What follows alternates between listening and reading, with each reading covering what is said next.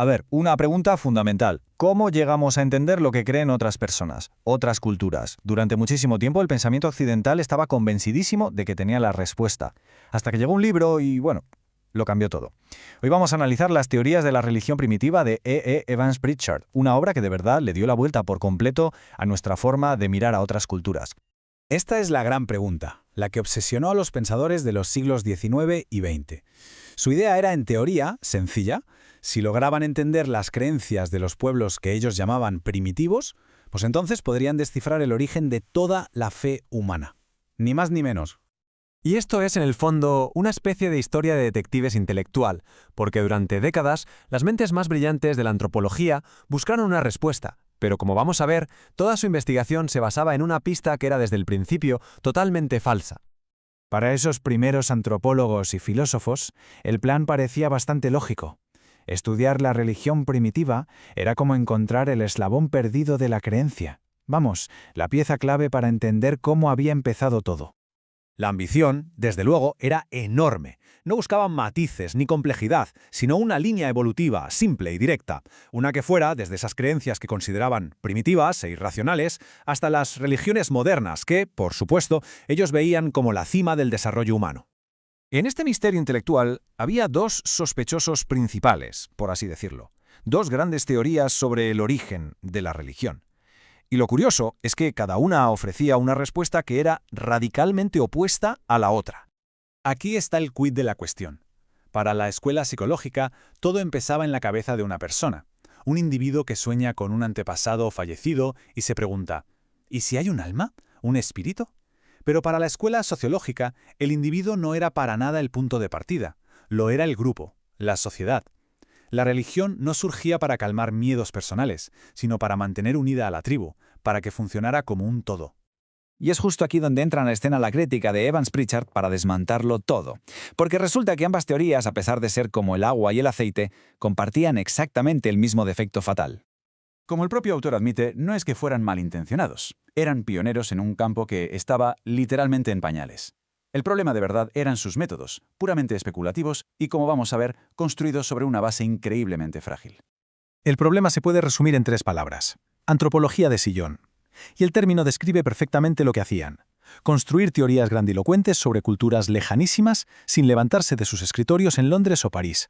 Todo a base de relatos de segunda mano. Y claro, ¿de quién eran esos relatos? Pues aquí está el meollo del asunto.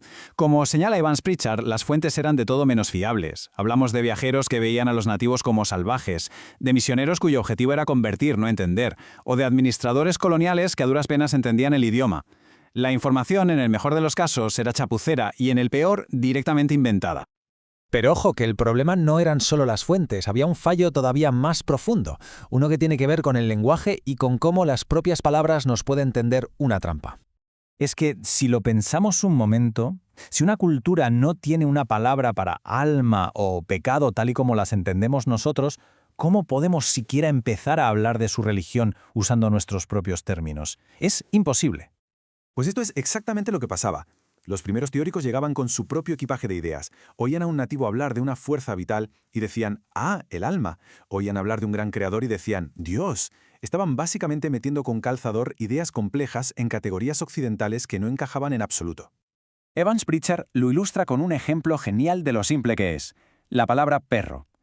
Para un europeo significa mascota, familia, pero para otro pueblo puede significar comida o simplemente un animal sin ninguna importancia. El significado no está en la palabra en sí, sino en la cultura que la utiliza. Ignorar esto, bueno, es la raíz de todo el malentendido. Y esto nos lleva a lo que él llama, de forma brillante, el error intelectual definitivo. La falacia de «si yo fuera un caballo». Consiste en proyectar la propia forma de pensar sobre gente de una cultura completamente diferente. Suponer que si nosotros, con nuestra lógica, llegaríamos a una conclusión, ellos también tuvieron que hacerlo por el mismo camino. Un error de base, vamos. Entonces, si las viejas teorías están demolidas, ¿qué nos queda? Pues Evans Pritchard no solo critica que eso es lo fácil, también propone un camino totalmente nuevo para entender la fe. Su veredicto final es demoledor. Esa búsqueda de un único origen de la religión es un callejón sin salida. Es una pregunta que probablemente nunca podremos responder y que además puede que ni siquiera sea la pregunta más interesante. El cambio de enfoque es radical. En lugar de mirar a un pasado que nos imaginamos, la propuesta es mirar al presente. No importa tanto de dónde vino una creencia, sino qué función cumple aquí y ahora para la gente que la practica. Qué papel juega en su sociedad, en su moral, en su estructura familiar. Ahí está la clave. La conclusión clave es esta. La religión es un hecho social. No es una idea que flota en el aire, aislada. Está entretejida en la estructura de una sociedad. Para entender su lógica hay que ver cómo se conecta con la familia, con la política, con la moral de ese pueblo concreto.